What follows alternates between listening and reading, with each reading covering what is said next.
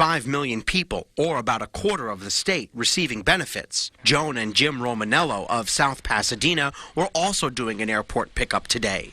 The money helps, but they're not writing any blank checks, especially with the cost of insurance rising. We are blessed. It's not the greatest, but we're blessed. We can make ends meet, and we have a good family. Along with 52 million retirees, there are 12 million people who receive disability benefits. Next year, the first 100... Inflation has hit hard, everybody. The Bureau of Labor Statistics just released a report for November showing a 7% increase in costs from last year. And while this report shows a slowdown of inflation and that same costs have decreased, like that of gasoline and electricity, experts are still expecting to see more prices increase and potentially a recession.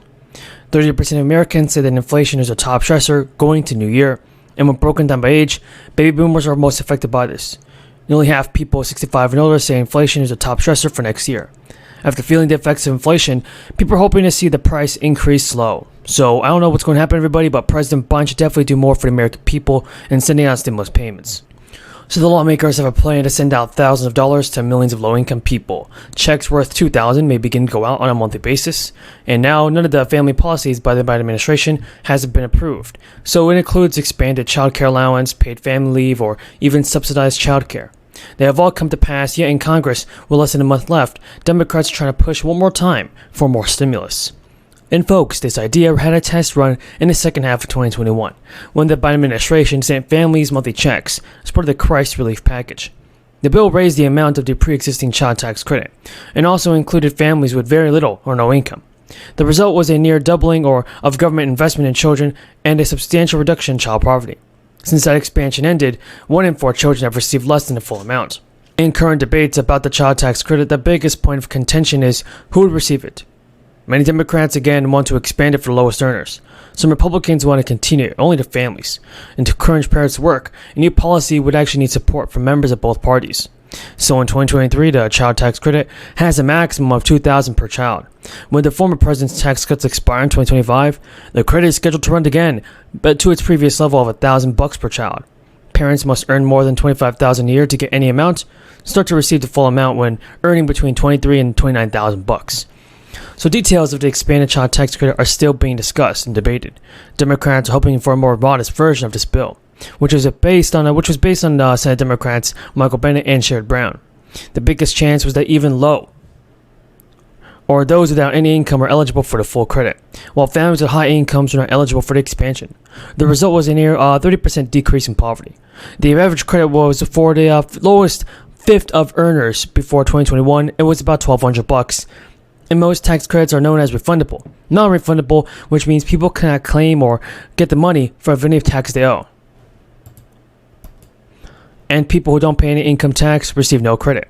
When tax credits are refundable, on the other hand, any amount larger than taxes owed is paid directly to the person.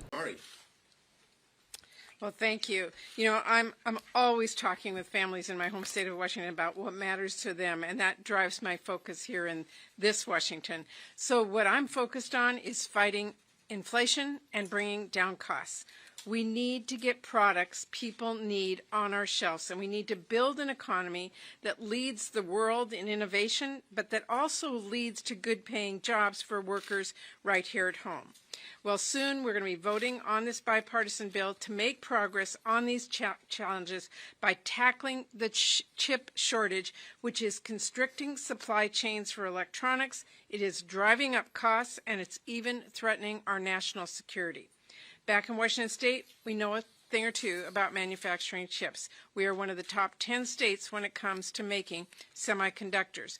And we also know how much it will cost our country in the years to come if we do not invest in keeping up with our global competitors. Not to mention how much the chip shortage is costing families right now through higher prices. A big part of the problem is that our nation's and year-round wildfires we see in Arizona. Arizona's 1st congressional district encompasses rural and tribal communities, 6 national forests, 3 tribal forests, along with the Grand Canyon. There is no longer a wildfire season in northern Arizona. Deadly wildfires happen year-round, and these fires threaten our homes, businesses, and communities.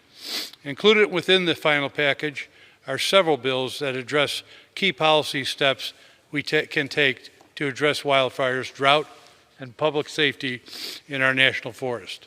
This legislation allows for the hiring of more Forest Service law enforcement officers, which will improve safety, oversight of our forests, especially during high-risk days where fires can start in an instant.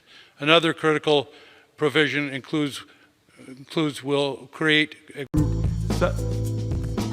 Senator Bennett for a very important set of questions, and we have such fond remembrances of our colleague who served on this committee, Senator Salazar. Senator Stabenow, the chair of the Agriculture Committee, our go-to person. Well, thank you, Chairman Wyden and Ranking Member Crapo for the hearing, and welcome, Mr. McHale. We're so glad to have you in front of us and have your nomination in front of us. We definitely need a chief agriculture negotiator as soon as possible. I know that from the Agriculture Committee standpoint, with myself and Senator Bozeman, we have been urging that this happen as quickly as possible. And I know with the breadth of knowledge that you have, what you bring to the role from your career working on a wide range of issues at USDA, that it's incredibly important that we can. Chuck Schumer and other top Democrats are now urging Biden to go as big as possible in providing financial aid to the American people. So far, $750 fourth stimulus checks have already been approved, and that's for low to middle income households. Now, as of right now, 8 states across America are getting ready to roll out stimulus checks this month, and Minnesota is one of them. The direct payments are designed to help residents as inflation grows in the United States. Last week, the Commerce Department announced a second consecutive quarter of economic contraction, which is what many analysts use as a simple definition for a recession. Either way, soaring inflation has left many Americans struggling with food, gas, and housing prices. While U.S. officials debate over the economy, governors are taking the situation into their own hands and handing out stimulus checks to help alleviate some of the pressure put on by the residents. Delaware, Florida, Georgia, and Hawaii are all sending out payments this month. Certain Minnesota frontline workers are eligible to receive a one-time payment of $750, including emergency responders, healthcare staff, court officials, and retail workers. Almost 1.2 million workers applied for Minnesota's frontline bonus checks by the July 22nd deadline. The large number of applicants who are approved could shrink the $750 payout. Governor Tim Walz has also called for a special session of the legislature to pass a proposed income tax rebate of $1,000 for individual filers earning less than $165,000 and $2,000 for couples earning less than $275,000. Here is some breaking news. Today, President Biden announced he is canceling student debt. Americans making under $125,000 a year, and he fulfilled a campaign promise in garnering criticism from across the political spectrum. Biden said an entire generation is now saddled with unsustainable debt in exchange for an attempt, at least at a college degree. The burden is so heavy that even if you graduate, you may not have